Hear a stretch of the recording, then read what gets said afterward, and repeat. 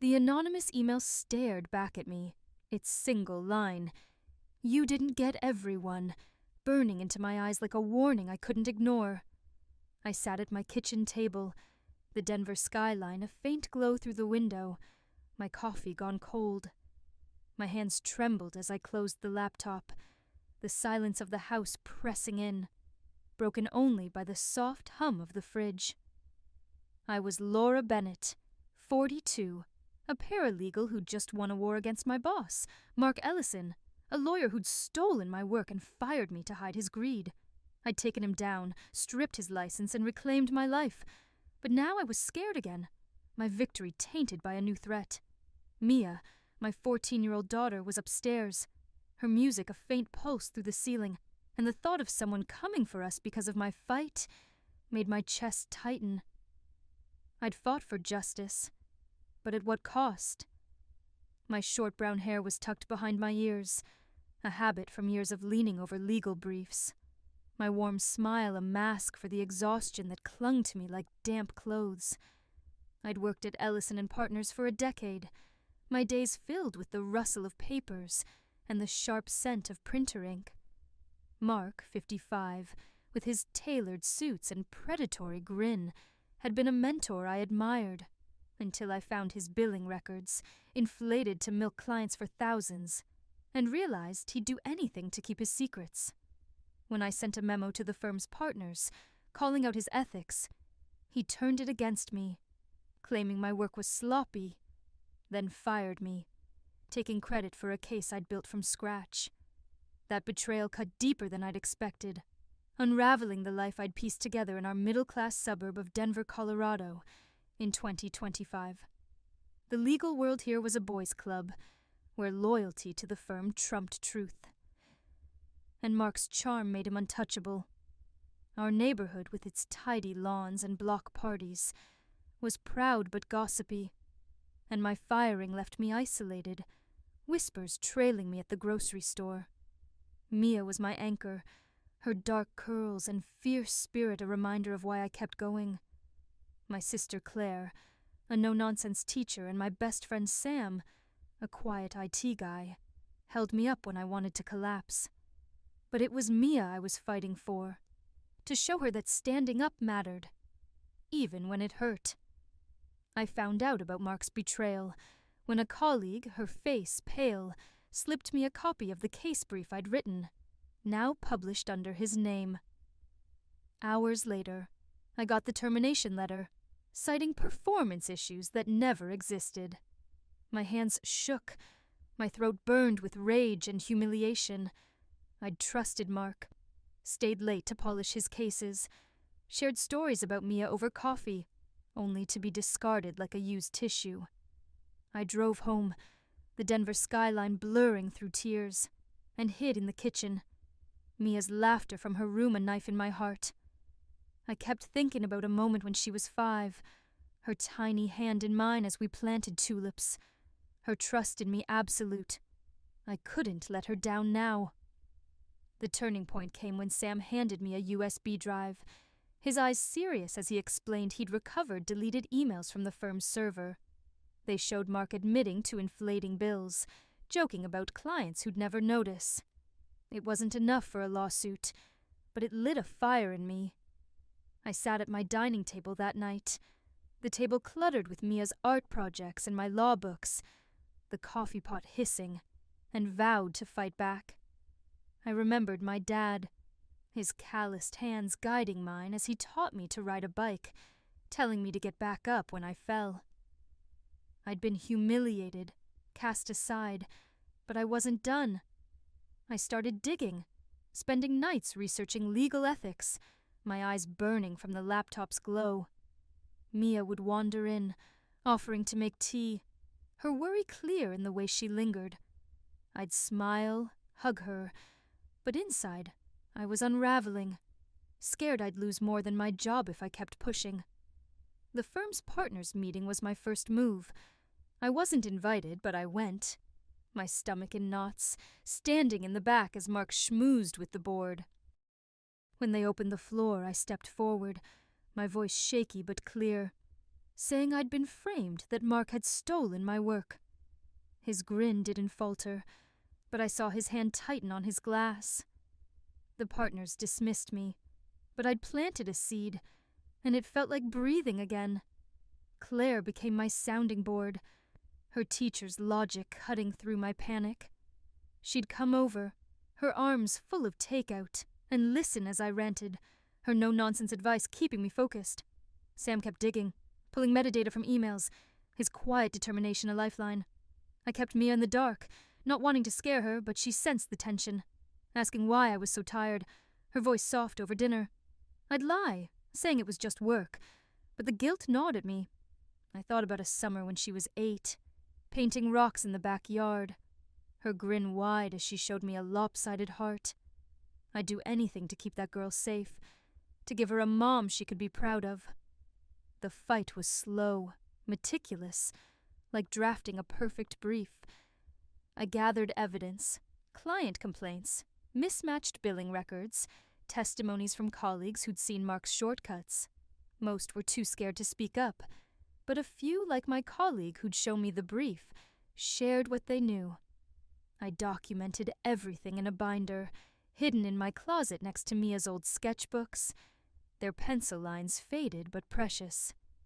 The firm's culture, where partners were kings and paralegals were invisible, made it hard, but I kept going, fueled by a memory of my dad's voice, his eyes fierce as he told me to stand tall. The final blow came when I filed a complaint with the Colorado State Bar, backed by Sam's emails and client statements I'd collected. I met the bar investigator in a diner, the air thick with the smell of fries and coffee, her notebook filling with my story. She was thorough, double-checking every detail, but the evidence was solid. The investigation hit like a tidal wave. Clients sued, the firm scrambled, and Mark's license was revoked. I won a wrongful termination suit, the courtroom air thick with dust as the judge ruled in my favor, and I was offered a job at a new firm. Standing in my new office, the Denver skyline sharp through the window, I felt a hollow victory. Mia hugged me, her arms tight, proud of her mom. But I saw Mark's face in my mind. His career ruined, his charm useless now. I wondered if I'd gone too far, if my need for justice had cost more than I'd realized. Then came the email, a week later from an anonymous sender. I sat on my couch, the TV muted, Mia's sketchbook open on the coffee table, and felt the world shift. Mark was gone, disgraced, but someone else was out there, angry, watching. I checked the locks, my heart racing, the street outside too quiet. I'd fought for truth, but now I was scared, not just for me, but for Mia, for the life we'd barely put back together. The anonymous email haunted me, its words, "You didn't get everyone," looping in my mind like a song I couldn't shake. I stood at my kitchen sink, the dawn light filtering through the blinds, washing dishes with mechanical precision, the soapy water warm against my hands. Mia was still asleep, her alarm not set to go off for another hour, and the quiet of our Denver bungalow felt heavier than usual. I'd taken down Mark Ellison, exposed his greed, and won back my career. But now I was looking over my shoulder again, wondering who else was out there, waiting to strike. The fear was familiar, a cold knot in my stomach. But this time it was sharper, because it wasn't just about me. It was about Mia, my 14-year-old daughter, the one person I'd sworn to protect.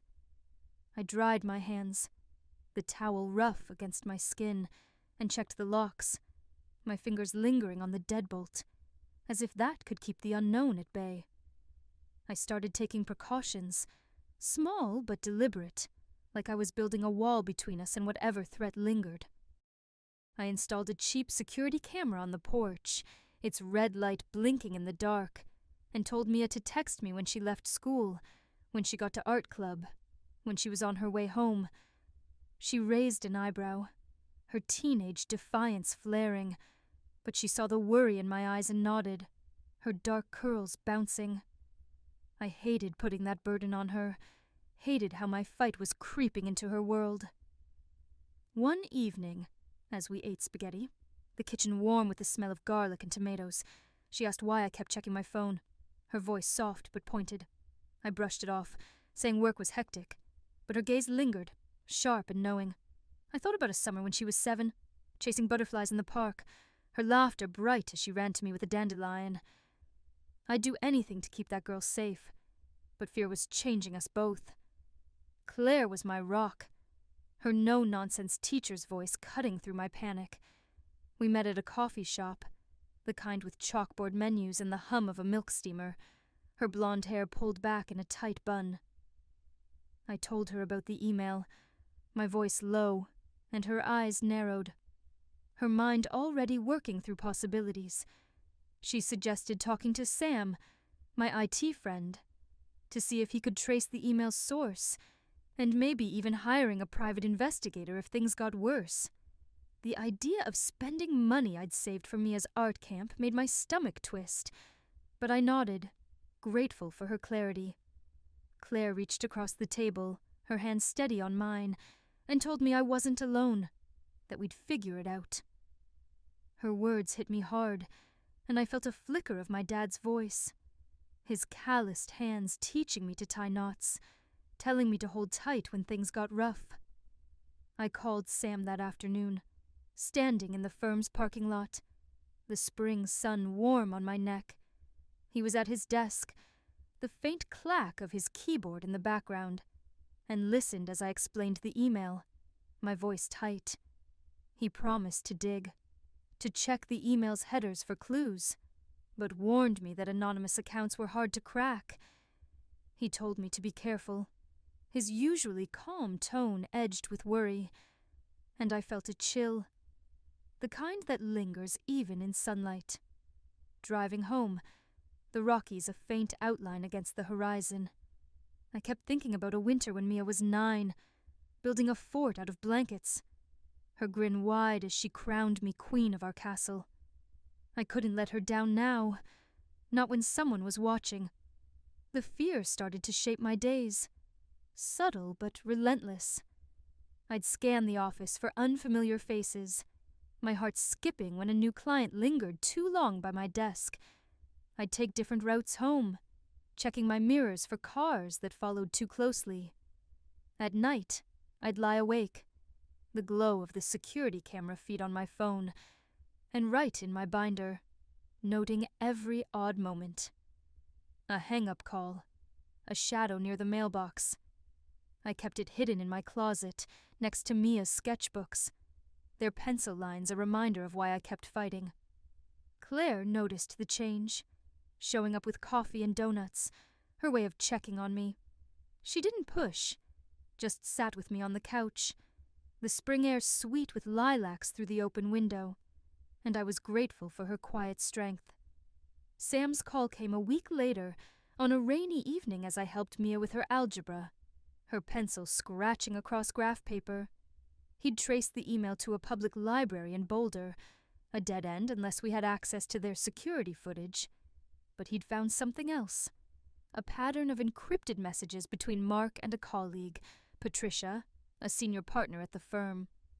Sam's voice was cautious as he explained that Patricia had been copied on Mark's shady billing emails, and she'd stayed silent during my complaint. My heart pounded, the rain drumming on the roof, and I felt a mix of dread and clarity. Patricia, with her sharp suits and icy demeanor, had always been Mark's ally, and now I wondered if she was the one behind the email, protecting her own secrets. I went to the police the next day, my binder heavy in my hands, its pages creased from my grip. The officer, a man with a graying mustache, took my statement, his pen scratching as I described the email, Sam's findings, and my suspicions about Patricia. He said they'd look into it, maybe question Patricia, but his tone was skeptical, like he'd seen too many cases stall out. I left the station, the rain soaking through my jacket, feeling lighter but not safer. I'd done something, taken a step, but the fear lingered, sharp as a paper cut. Mia started asking more questions, her teenage patience thinning. One night, as we baked cookies, the kitchen warm with the smell of vanilla and chocolate, she caught me checking the camera feed on my phone. Her hands stilled, flour dusting her fingers, and she asked what was wrong, her voice steady but scared. I couldn't lie anymore. Not fully. I told her someone was upset about what happened at my old job, and I was being careful, but we were okay. She frowned, rolling dough with more force than needed, and said she wasn't a kid, that she could handle it. I hugged her, her curls tickling my cheek, and felt a pang of pride and guilt. I thought about a fall when she was 10, helping me rake leaves, her grin wide as we jumped into the pile. I'd protect her, no matter what. Claire came through with a contact, a retired detective who could dig into Patricia's finances discreetly. We met at a diner, the air thick with the smell of burgers and coffee, his notepad worn but organized. He took my binder, promising to check for unusual transactions, anything tying Patricia to the email or Mark's schemes. I thanked him, slipping him cash I'd pulled from savings, and drove home, my mind racing. Patricia, or someone tied to her, was out there, and I was in their sights. The fear changed me, made me quieter, more watchful. I'd catch myself staring at strangers in the grocery store, wondering if they were connected to Patricia. I'd check the locks twice, the camera feed a constant companion. At work, I kept my head down, focusing on case files, their details a welcome distraction. But I couldn't ignore the way some colleagues avoided my eyes, the whispers quieter now but not gone.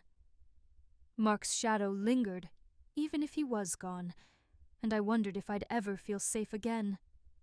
Then, one evening, Sam called, his voice urgent. He'd cracked another email, one Patricia had sent to an unknown account, hinting at cleaning up loose ends after Mark's fall. He'd passed it to the detective, who was now working with the police to pull library footage.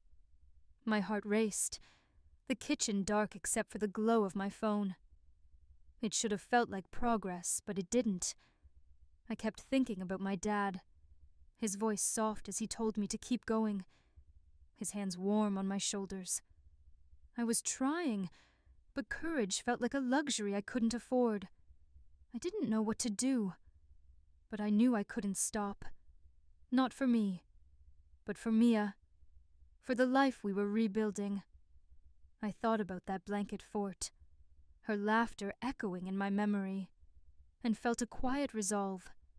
I'd faced Mark and won. I could face this, whatever it was. But as I locked the door that night, the street outside silent, I couldn't shake the feeling that the real fight was just beginning. The feeling of being watched never left me, a quiet pressure that followed me like a shadow I couldn't shake. I stood in my backyard, the grass damp under my sneakers, staring at the motion sensor light as it flicked on, casting sharp shadows across the fence. The Denver air was cool, scented with pine and the faint promise of rain, but my hands were sweaty, clutching my phone, the security camera feed showing nothing but an empty porch. I'd taken down Mark Ellison, exposed his lies, and thought I'd won, but that anonymous email, "You didn't get everyone," had cracked open a new kind of fear. Mia was inside, sketching at the kitchen table, her pencils scratching softly, and the thought of someone targeting her because of my fight made my chest ache. I'd fought for justice, but now I was scared it had painted a target on us both. I started noticing things, small details that piled up like papers on my desk. A car parked down the street for too long, its windows tinted just enough to hide the driver. A missed call from a blocked number, the voicemail silent except for a faint click. I wrote them down in my binder, its pages now thick with notes, tucked away with Mia's sketchbooks, their pencil lines a reminder of the life I was fighting for. At work, I'd catch myself staring at strangers in the office, my heart skipping when a new paralegal lingered near my cubicle. I'd check the camera feed during lunch, my sandwich untouched, and wonder if I was paranoid or if Patricia, Mark's old ally, was really out there pulling strings. I hated how fear was reshaping me, turning me into someone who flinched at every creak. But I couldn't stop. Not when Mia's safety was at stake. Claire kept me grounded, her voice a steady anchor when I felt like I was sinking. We met at our coffee shop, the air warm with the smell of fresh muffins, her blonde bun tight as she leaned forward. I told her about Sam's find, the email from Patricia about cleaning up loose ends, and how the detective was chasing library footage. Claire's eyes narrowed, her teacher's mind slicing through the fog, and she asked if I'd considered confronting Patricia directly, maybe bluffing to see if she'd crack. The idea scared me, but it sparked something. A flicker of the woman I'd been before all this, the one who'd stood up to Mark. Claire reached for my hand, her grip firm, and told me I was stronger than I felt. I wanted to believe her, but I kept thinking about a summer when I was 11. My dad teaching me to fish, his hands steady as he showed me how to cast, telling me patience was power. I was trying, but patience felt like waiting for a storm to hit. I called the detective that afternoon, standing in my new office, the Denver skyline a sharp line through the window. He was gruff, his voice rough from years of cases, and said the library footage was a bust, too grainy to ID anyone, but he'd found something in Patricia's finances. A series of payments to an unlisted account, starting after Mark's license was revoked. It wasn't proof of the email, but it was suspicious, and he was digging deeper, checking for ties to known fixers. He warned me to stay quiet, to avoid tipping Patricia off, and I felt a chill, the kind that settles in your bones. Driving to pick up Mia, the sunset painting the Rockies in shades of pink, I thought about a winter when she was 8, her small hands shaping cookies, her giggle bright as she dusted them with sprinkles. I'd promised her a world where she could dream big, and now I was fighting to keep that promise. The police were my next stop, my binder heavier with every visit, its pages a map of my fears. The officer, the same guy with the graying mustache, took my updated statement, jotting down the detective's findings about Patricia's payments. He said they'd question her, maybe pull her financial records, but his tone was cautious, like he knew how these things often ended, with no answers. I left the station, the spring air soft against my face, and stopped at a hardware store, buying a second camera for the backyard, its wires tangled in my hands as I installed it. The task, simple but concrete, gave me a flicker of control, like I was doing something to protect Mia, even if it was just a small thing. Mia was starting to feel the weight, her teenage bravado giving way to quiet worry. One evening, as we grilled chicken, the backyard warm with the smell of charcoal and herbs, she caught me checking the camera feed again. She didn't say anything, just flipped the drumsticks with careful precision, but later, as we ate, she looked at me, her dark curls framing her face, and asked if we were in trouble. My heart sank, the fork heavy in my hand, and I told her the truth, or as much as I could bear. Someone was angry about my old job, and I was being careful, but we'd be okay. She nodded, her jaw tight, and said she'd stay close, that she could handle it. I hugged her, her warmth grounding me, and felt a mix of pride and guilt. I thought about a fall when she was 12, painting a mural on her bedroom wall, her grin wide as she showed me a wonky star. I'd do anything to keep that girl whole, but fear was stealing pieces of her too. Sam came by more often, his beat-up sedan a familiar sight in the driveway, his quiet presence a comfort. One night he brought pizza, the box warm in his hands, and we sat on the couch, Mia sprawled on the floor sketching. He didn't ask about the email, but he noticed the new camera, the way I checked my phone every few minutes. He offered to set up a VPN, something to mask my online activity, his voice low so Mia wouldn't hear. I nodded, grateful, and felt a warmth, like a memory of my dad's voice, his hands steady as he taught me to drive, telling me to keep my eyes on the road. Sam's quiet offer felt like a lifeline, a reminder that I wasn't alone, even as the fear tightened its grip. I watched him drive away, his taillights fading into the Denver night, and felt a pang of gratitude mixed with dread. The cameras, the locks, the binder full of notes. They were my armor, but they couldn't shield me from the truth. Patricia, or someone tied to her, was out there, and I was running out of time to find them. The fear had woven itself into my days, as familiar as the ache in my shoulders after a long shift, or the faint coffee stains on my desk. I was Laura Bennett, 42, a paralegal who'd fought to expose Mark Ellison's greed, only to find myself staring down a new threat. My short brown hair was tucked behind my ears, my warm smile a fragile mask for the exhaustion that clung to me. Mia, my 14-year-old daughter, was my reason to keep going, her dark curls and fierce spirit alight in the dark. But the anonymous email, "You didn't get everyone," had turned my victory bittersweet, a reminder that justice came with a price. I'd check the security cameras every night, their red lights blinking like wary eyes, and scan the office for faces that didn't belong. My binder, now almost full, was a testament to my stubbornness, its pages crammed with dates, suspicions, and fragments of hope, hidden next to Mia's sketchbooks, their pencil lines a quiet promise of the life I was fighting for. Claire was my anchor, her no-nonsense voice a steady hand when mine shook. We met at the coffee shop, the air thick with the smell of cinnamon and espresso, her blonde bun tight as she leaned forward. She'd been talking to her school's IT guy, a friend of Sam's, who'd heard rumors about Patricia, how she'd been furious when Mark fell, blaming me for ruining the firm's reputation. Claire's eyes were serious as she told me Patricia had a history of holding grudges, once sabotaging a colleague who'd crossed her. It wasn't proof, but it painted a clearer picture. Patricia wasn't just protecting secrets, she was personalizing this, and I was her target. Claire squeezed my hand, her grip warm, and told me to keep going, that I was tougher than I knew.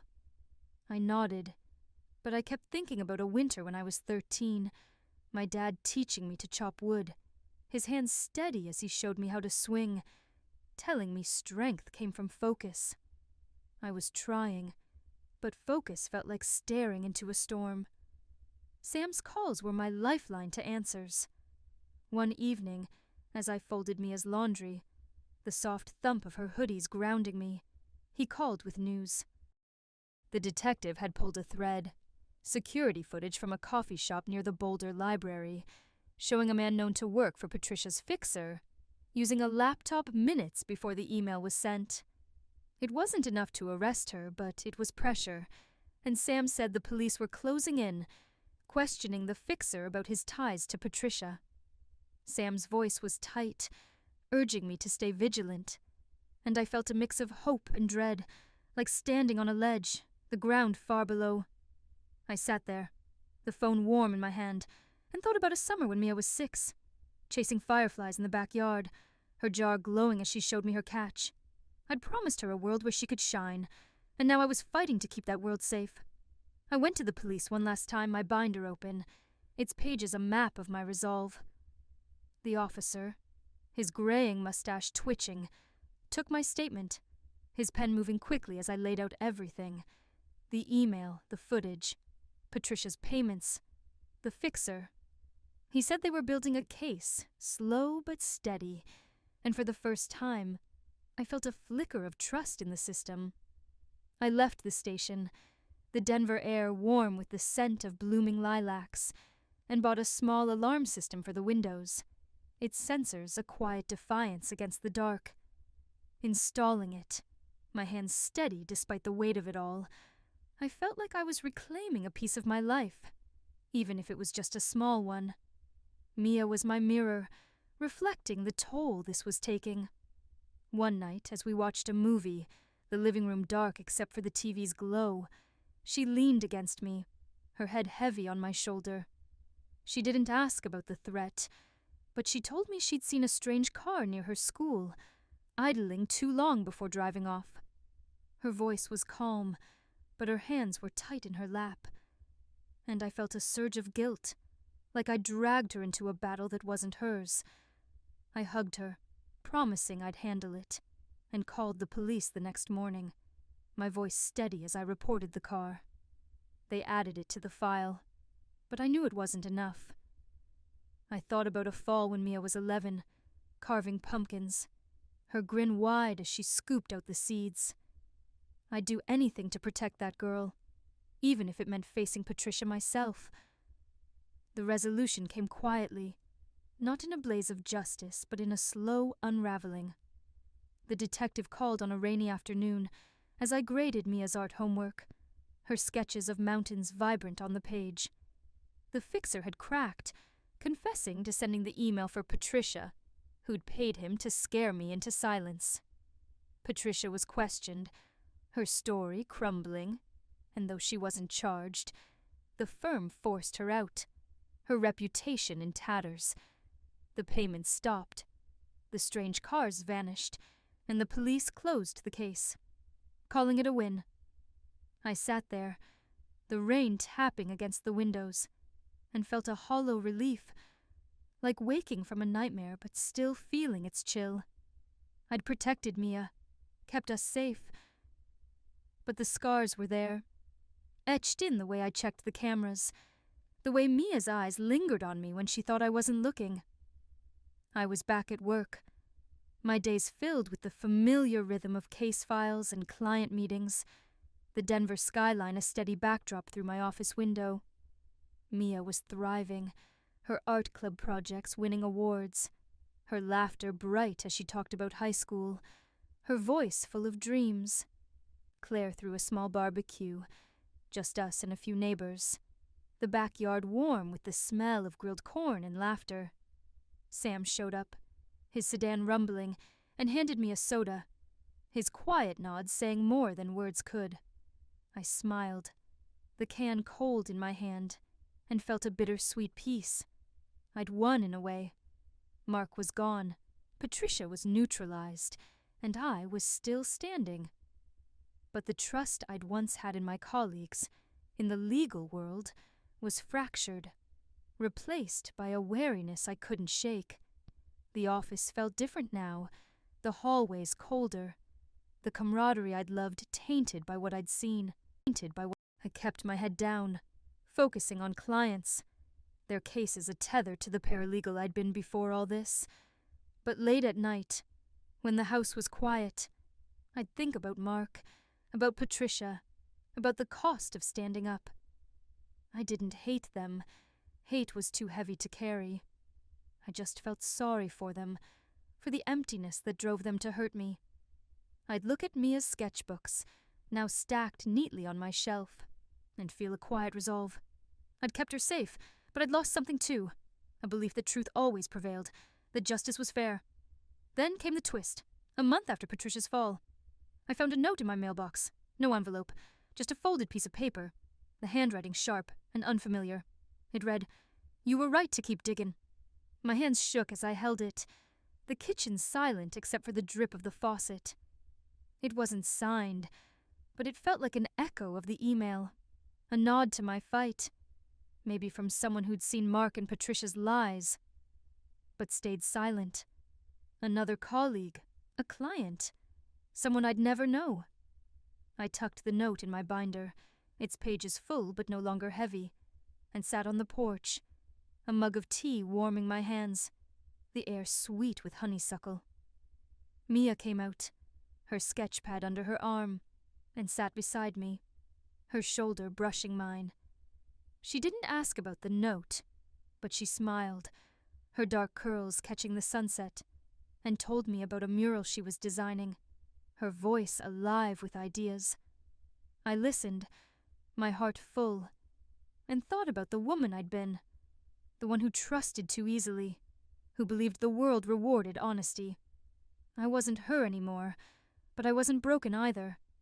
I was stronger, cautious but hopeful, shaped by pain but not defined by it. I'd won, not everything, but enough. A life with Mia, a job I loved, a community that held me up.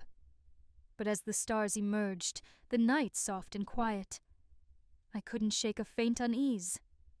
The note said I was right, but it didn't say the fight was over. Somewhere in the shadows, I wondered if someone was still watching, waiting for me to let my guard down,